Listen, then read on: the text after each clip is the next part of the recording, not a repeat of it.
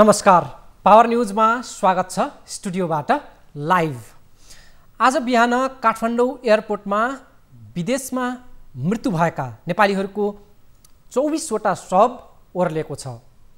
4वटा जहाजमा झन्डै 500 नेपालीहरू आफ्नो जन्मभूमि फर्केका छन्। कोरोना सङ्कटपछि उत्पन्न भयावह परिस्थितिका कारण विभिन्न देशमा अल्पत्र परेका नेपालीहरू विमानस्थल ओर्लदाको दृश्य आज प्रस्तुत हुनेछ।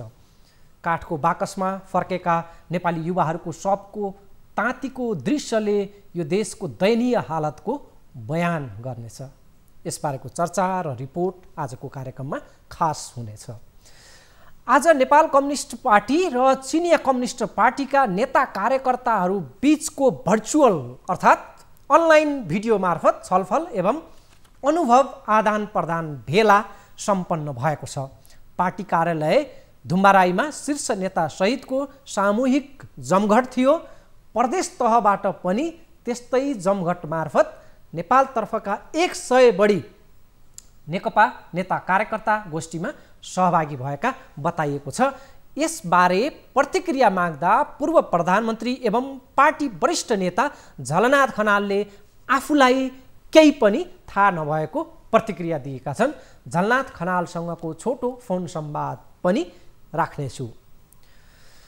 हाम्रो देशका स्वास्थ्यकर्मी र महामारी विज्ञहरू नै कोरोनाको यस्तो घनघोर सङ्कटका बेलामा देशकै प्रधानमन्त्रीबाट वाक्क दिक्क भएको प्रतिक्रिया व्यक्त गरिरहेका छन्। यति बेला देशको प्रधानमन्त्रीकै सम्बोधन र भाषणले जनतामा भ्रम सिर्जना गरेको भन्दै स्वास्थ्यकर्मीहरूले नै देशको सरकार प्रमुखबाट भ्रामक अभिव्यक्ति र सूचना आइरहेको भन्दै त्यसको खण्डन गर्नु परिरहेको छ। स्थिति कस्तोसम्म आएको छ भने अहिलेको यो सङ्कट पार नलाग्दासम्म प्रधानमन्त्रीको भाषणलाई केलाएर सम्पादन गरेर मात्रै प्रस्तुत गर्न देशका सञ्चार माध्यमलाई आग्रह गर्ने अवस्थासम्म पुगेका छन् स्वयं स्वास्थ्यकर्मीहरू।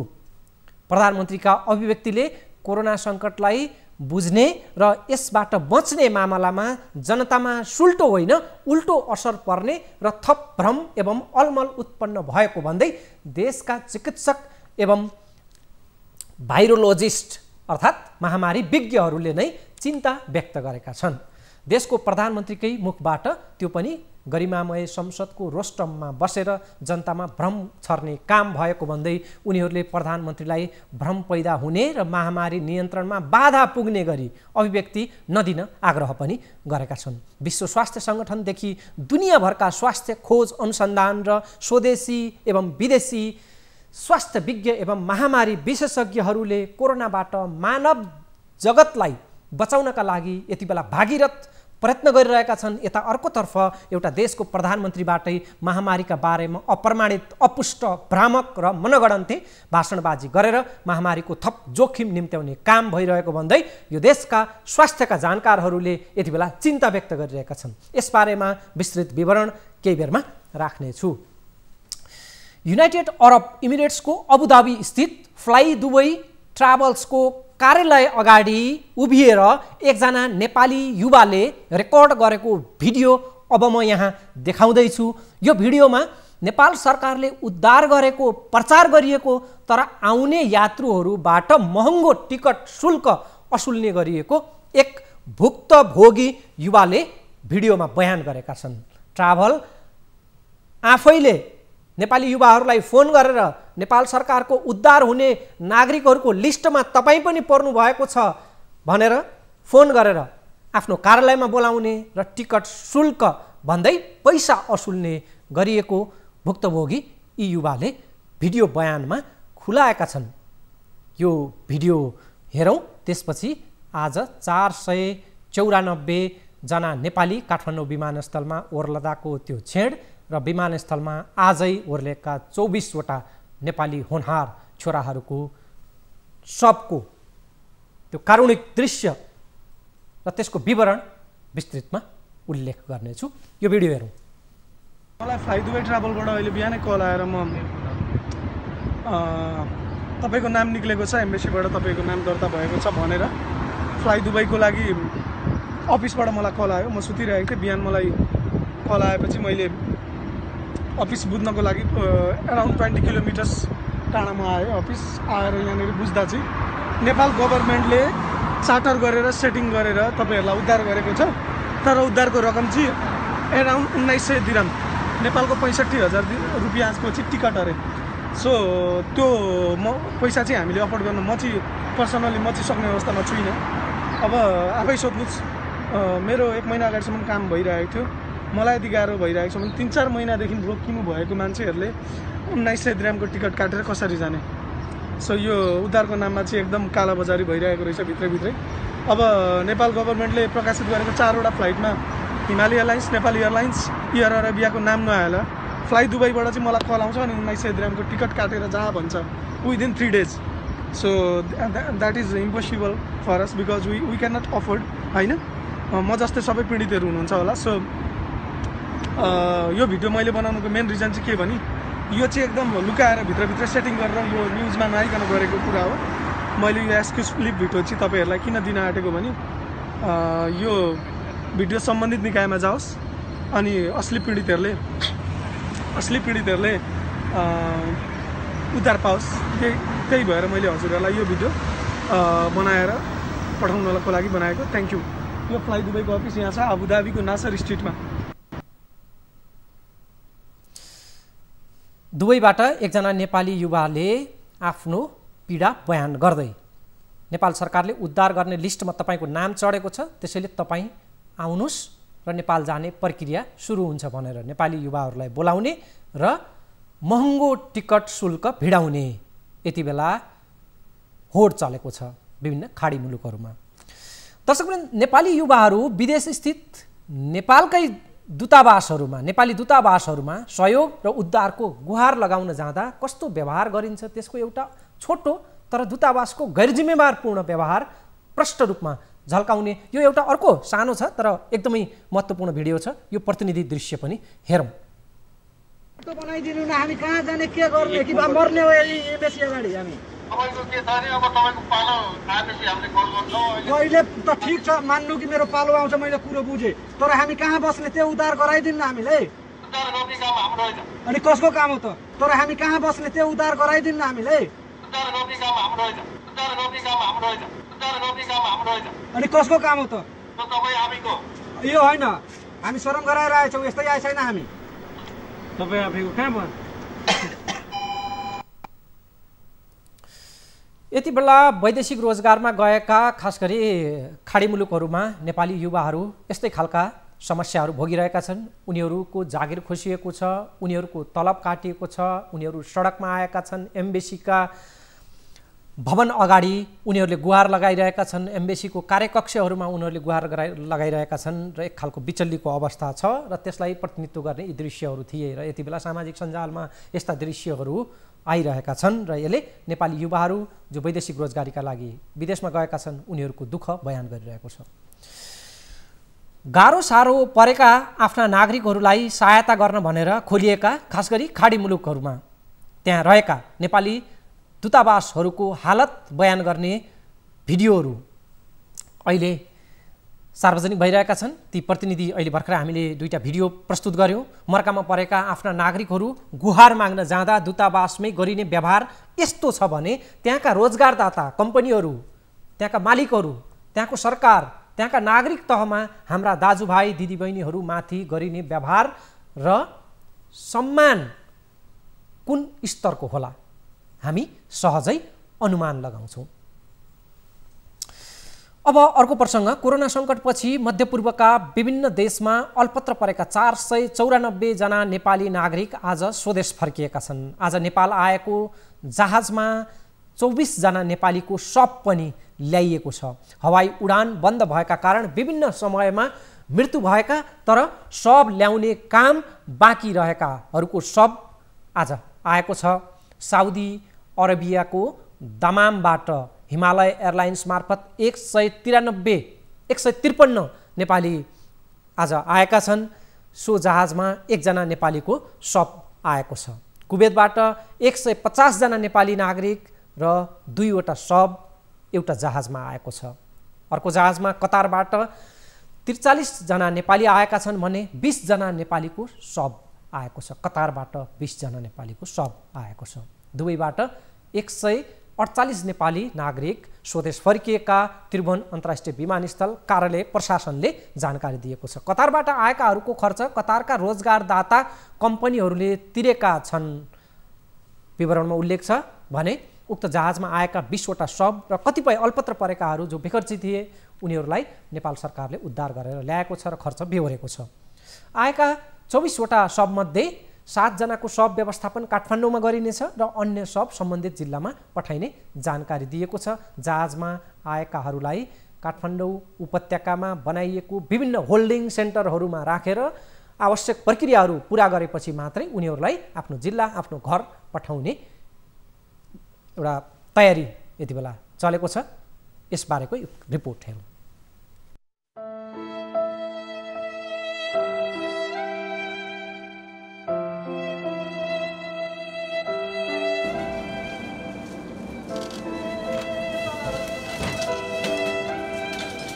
एकातिर सरकारले विभिन्न देशमा लाखौं रोजगारी सिर्जना गर्ने बताइरहेको छ, अर्कोतिर रोजगारीकै लागि विदेशिएका युवाहरू यसरी मृत्युवरण गरिरहेका छन् र काठको बाकसमा नेपाल आइरहेका छन्। यो नियति नै बनिरहेको छ।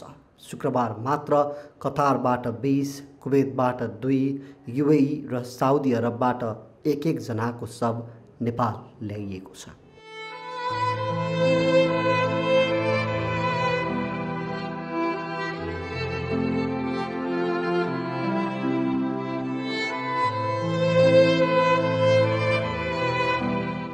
वैदेशिक रोजगारीमा जानेसँग परिवारका हजार सपना जोडिएका हुन्छन्, लाखौं आश हुन्छ।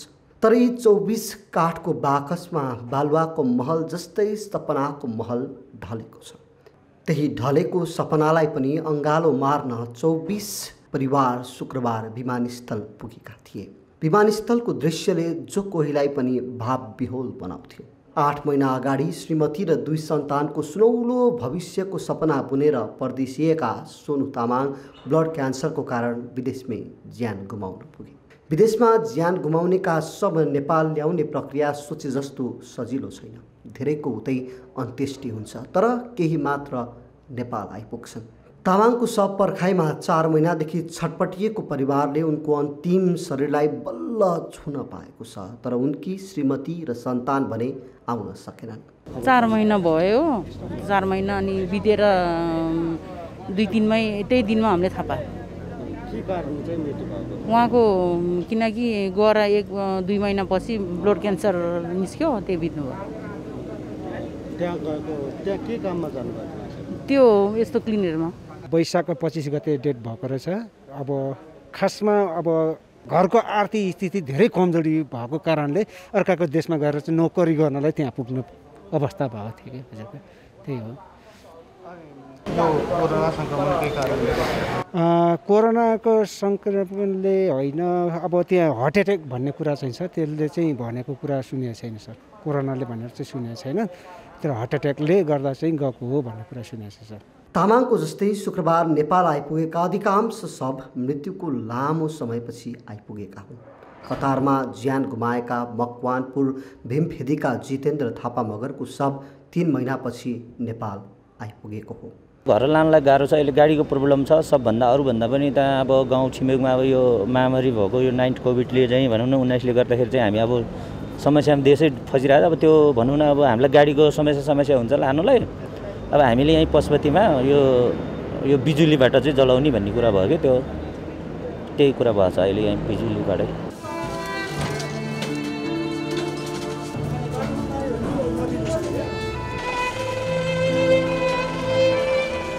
जिन्दगी खरानी भयो, हेबरै बग्यो नि तिरैतिर, जानेलाई हाई सुक्खै भयो, हेबरै बाँच्नेलाई पिरै पिर भने झैँ हालतमा छन् वैदेशिक रोजगारीमा जाने धेरैको। थुप्रैको परिवार उजाडिएको छ। नेपालको अर्थतन्त्र रेमिट्यान्सले नै धानेको छ, तर वर्षेनी रेमिट्यान्ससँगै सयौं शवका बाकसहरू पनि भित्रिन्छन्। कतिपयलाई त नेपाली भूमिमा दाह संस्कारको सौभाग्य समेत हुँदैन। परिवारको लागि सुखी बनाउने सपना बोकेर विदेश गएकाहरू शव बनेर अन्ततः स्वदेशी भूमिमा आफ्नै धार्मिक आस्थाअनुसार अन्तिम संस्कारका लागि गएका छन्। त्रिभुवन विमानस्थलको कारुणिक दृश्य थियो। त्यहाँ आज ओर्लिएका नेपाली युवाहरूको 24वटा शव परिवारले बुझेको छ र एयरपोर्टको माहौल निकै भावविह्वल बनेको थियो। दर्शकवृन्द, आज कोरोनाका सङ्क्रमित 426 जना थपिएका छन् र नेपालमा कोरोना सङ्क्रमितको सङ्ख्या 8274 पुगेको छ। अहिले यो विवरण दिँदै गर्दासम्म र सङ्क्रमितको सङ्ख्या बढ्ने क्रम चलि नै रहेको छ। यता पर्वतको जिल्ला अस्पताल नै बन्द गरिएको छ। अस्पतालमा कार्यरत 5 जना स्वास्थ्यकर्मीमा कोभिड-19 पुष्टि भएपछि अस्पतालको आकस्मिक बाहेकका सम्पूर्ण सेवा नै बन्द गर्नु परेको त्यहाँका मेडिकल सुपरिन्टेन्डेन्ट डाक्टर शिशिर देवकोटाले विज्ञप्ति मार्फत जानकारी दिएका छन्। शुक्रराज ट्रपिकल अस्पताल टेकुमा गरिएको परीक्षणबाट पर्वत अस्पतालका 5 जना स्वास्थ्यकर्मीहरूमा कोरोना पोजिटिभ देखिएको र कोरोना र लगायत अन्य प्रसङ्गहरू पनि बाँकी छन्। आज नेपाल कम्युनिस्ट पार्टी र चिनिया कम्युनिस्ट पार्टी बीचको एउटा अनलाइन भिडियो बैठक पनि भएको छ। त्यसबारेका विभिन्न विवरणसहित अन्य सन्दर्भहरू जोड्नेछु। एउटा ब्रेकको लागि रोकिनेछौँ। ब्रेकपछि स्वागत छ। दर्शकवृन्द, प्रधानमन्त्री केपी शर्मा ओलीले राष्ट्रिय सभा बैठकमा दिएको अभिव्यक्तिलाई लिएर निकै आलोचना र चर्चा यति बेला चलिरहेको छ। कतिपयले प्रधानमन्त्रीबाट देशका नागरिकहरूको मनोबल उच्च पार्नका लागि दिएको अभिव्यक्तिलाई अन्यथा लिन नहुने बताएका छन् भने अधिकांश मतहरू यस्ता छन् कि प्रधानमन्त्रीको चर्को आलोचना भइरहेको छ। प्रधानमन्त्रीको यो भाषण अंश सुनौँ, त्यसपछि महामारी विज्ञले गरेको टिप्पणीसहित अन्य सन्दर्भहरू जोड्नेछु। राष्ट्रिय सभामा प्रधानमन्त्रीले दिएको एकदमै यति बेलाको चर्चित यो भाषण अंश सुनौँ। अब कोरोनाले छोयो भन्ने बित्तिकै मर्छु, अब गएँ म भन्ठानु भनेदेखि त बाँच्न गाह्रो हुन्छ। कोरोना भनेको एउटा रुगाखोकी जस्तो लागिहाल्यो भने हाछ्यौँ साछ्यौँ गर्नुपर्छ, तातो पानी खानुपर्छ, उडाइदिनुपर्छ। त्यो हिसाबले सोच्नुपर्छ, उच्च मनोबल राख्नुपर्छ। कोरोनाले लान सक्दैन लागिहाल्यो भने। महामारी विज्ञ डाक्टर लामो शेर्पाले प्रधानमन्त्रीको यो अभिव्यक्तिपछि दिएको प्रतिक्रियामा उनले लेखेकी छन् के नेपाली मिडियाहरूले अबदेखि प्रधानमन्त्रीको भाषण बहिष्कार गर्न सक्छन् होला, किनकि प्रधानमन्त्रीका सुझावहरू कम समाचारदायी र बढी खतरनाक छन्। डाक्टर शेर्पाले प्रधानमन्त्रीका अभिव्यक्ति गैरजिम्मेवारपूर्ण रहेको भन्दै त्यसले कोरोनाबारे भ्रम पैदा गरेको उल्लेख गरेकी छिन्। डाक्टर शेर्पाको प्रतिक्रिया छ, यो समय हो त्यस्ता सन्की कुराहरूबाट बच्ने, जस्तो कि कोरोनाबारे प्रधानमन्त्रीले बारम्बार पछिल्ला दिनमा दोहोऱ्याउँदै आएका छन्। उनको प्रतिक्रिया हो यो एक प्रतिनिधि प्रतिक्रिया मात्रै हो। प्रधानमन्त्रीको अभिव्यक्तिलाई लिएर सामाजिक सञ्जालमा सक्रिय खास गरी विज्ञ चिकित्सकहरूले कोरोना सामान्य रुगाखोकी जस्तै भनेर दिएको प्रतिक्रियामाथि प्रश्न गरेका छन्। उसो भए देशको 10 अर्ब ढुकुटी फोकटमा किन उडाइयो त प्रधानमन्त्रीज्यू?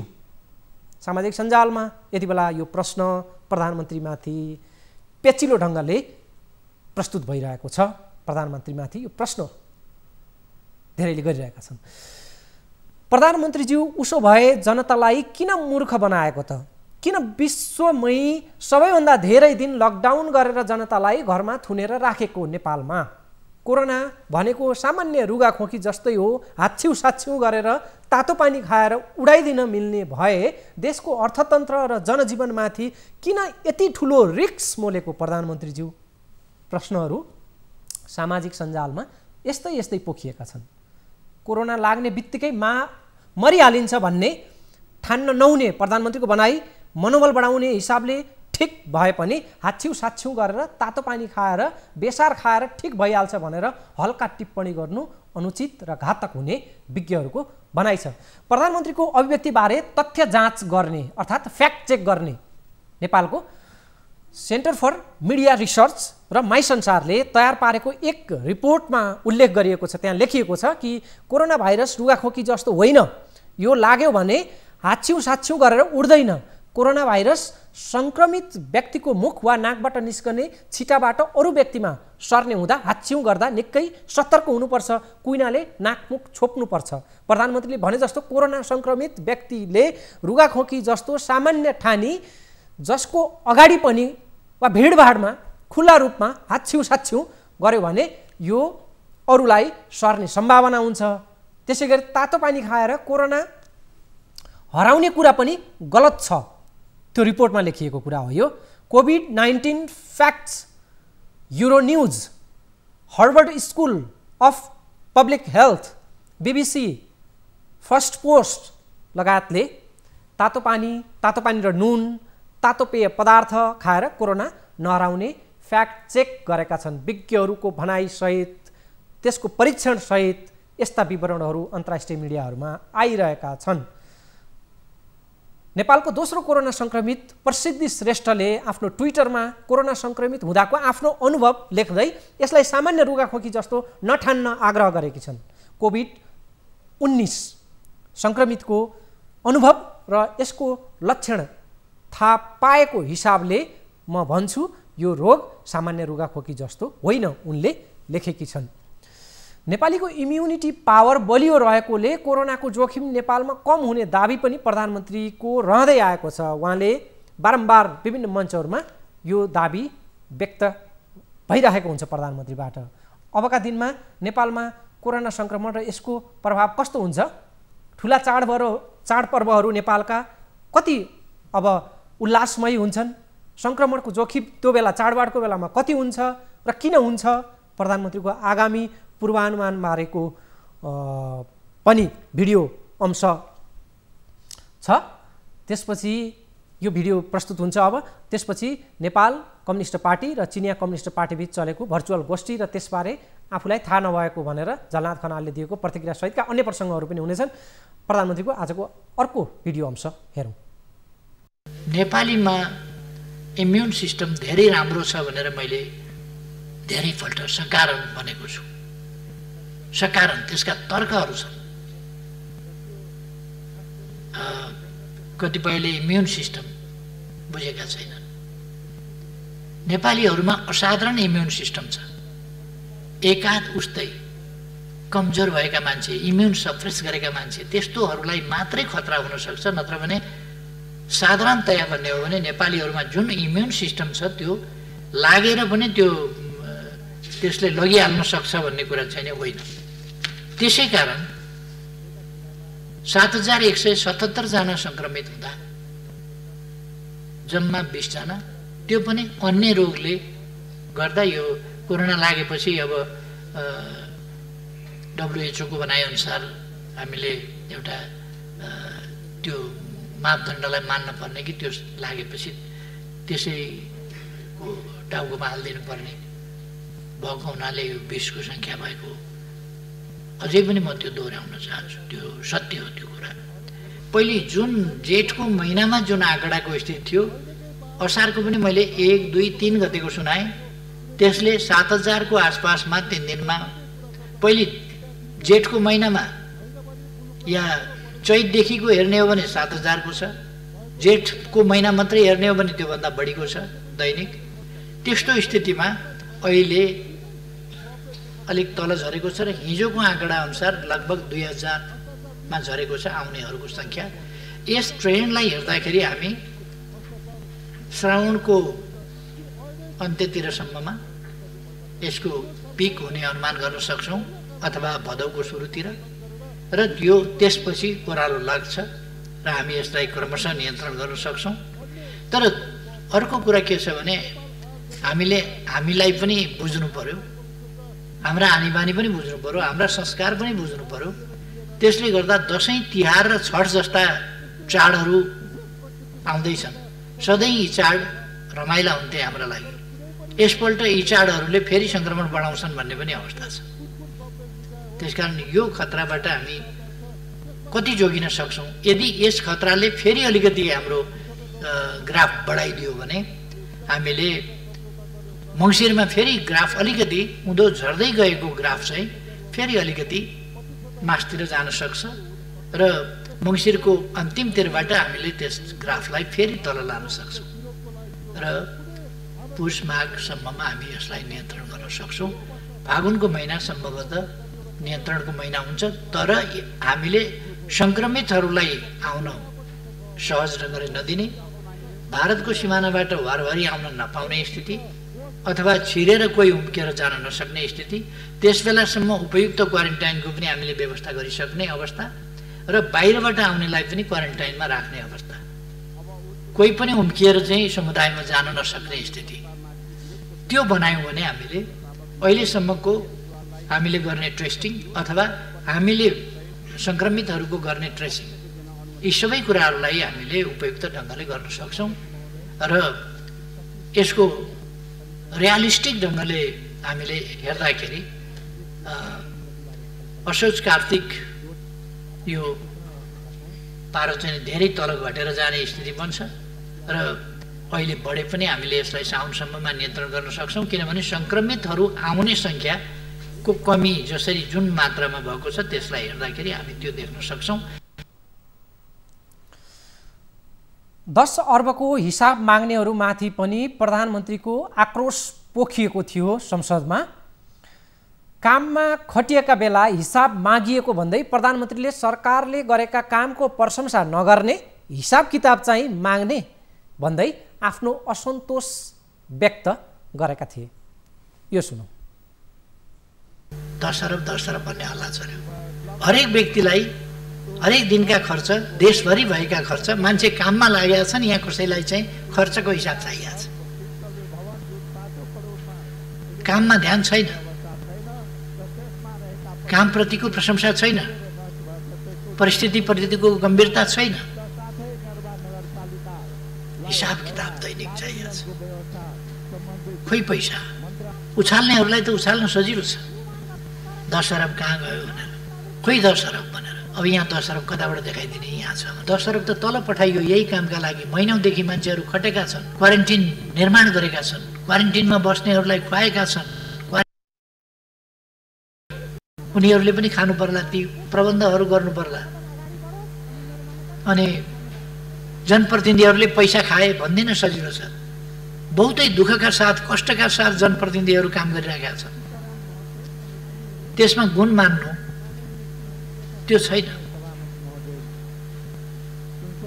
अनि गुण मान्नको सट्टा, त्यसको प्रशंसा गर्नको सट्टा, त्यसको कदर गर्नको सट्टा अपमान गर्नु, सन्देह पैदा गर्नु, हतोत्साहित गर्नु किञ्चित उपयुक्त हुँदैन।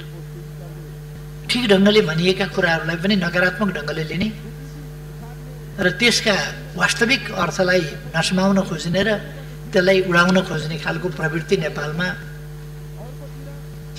यो एउटा कस्तो प्रवृत्ति भन्ने, त्यसलाई जान्न नखोज्ने, नजाने पनि त्यसलाई उडाउन खोज्ने। हामी कुनै जोगी धामी झाँक्री त होइन जसले आकाश बाँधौँ, पताल बाँधौँ, यो गरौँ भनेर खरानी छर्छ र बाँध्छ। त्यसरी त हामी भारतमा भएका नेपालीलाई पनि बाँधौँ,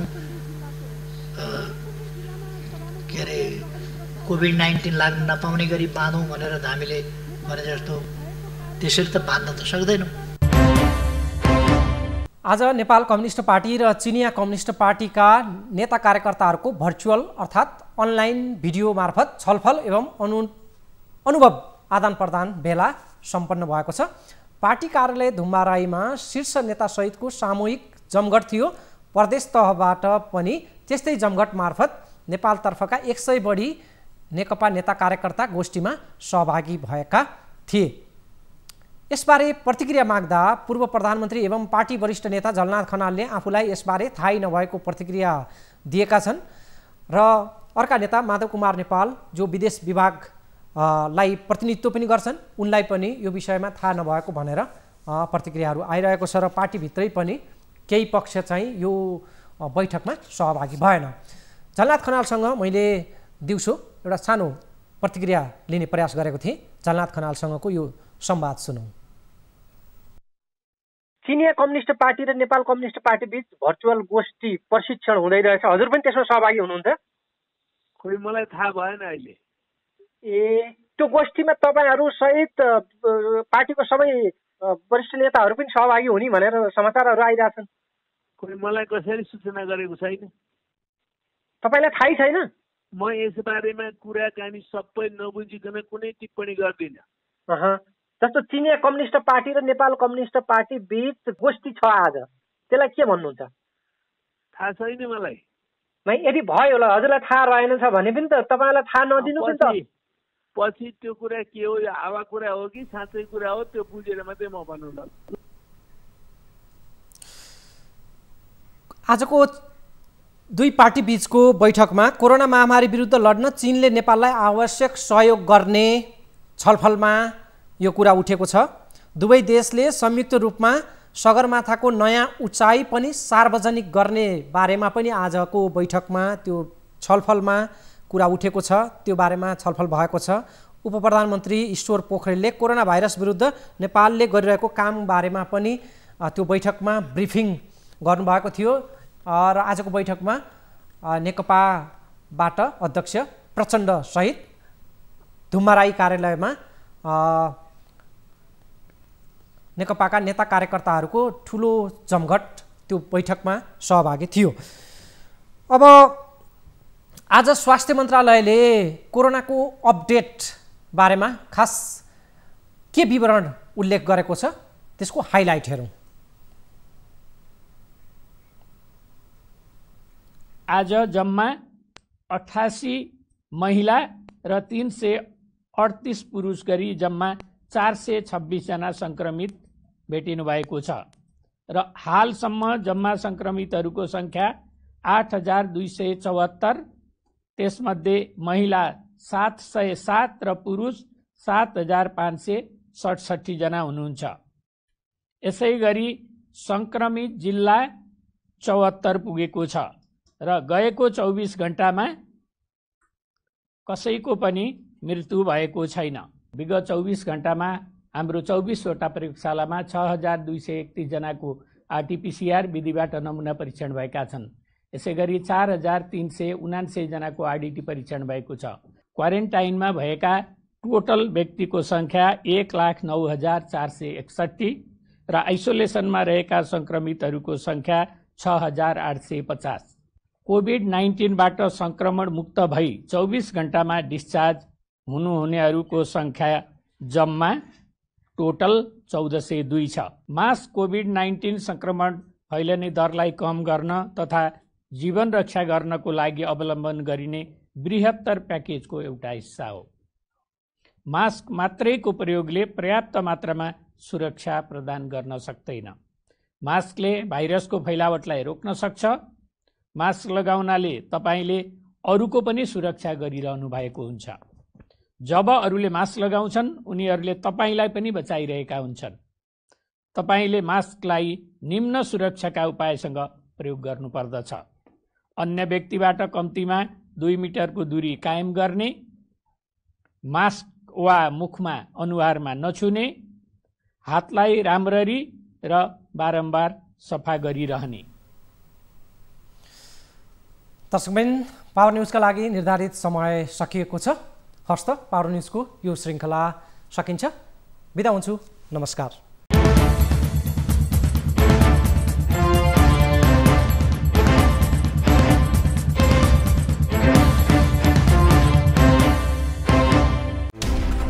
कोरोनाले सिर्जना गरेको संकटमा पल पलका न्यूज अपडेट र हर क्षेत्रको कभरेजका लागि न्यूज 24 नेपाल युट्युब च्यानललाई सब्स्क्राइब गर्नुहोला।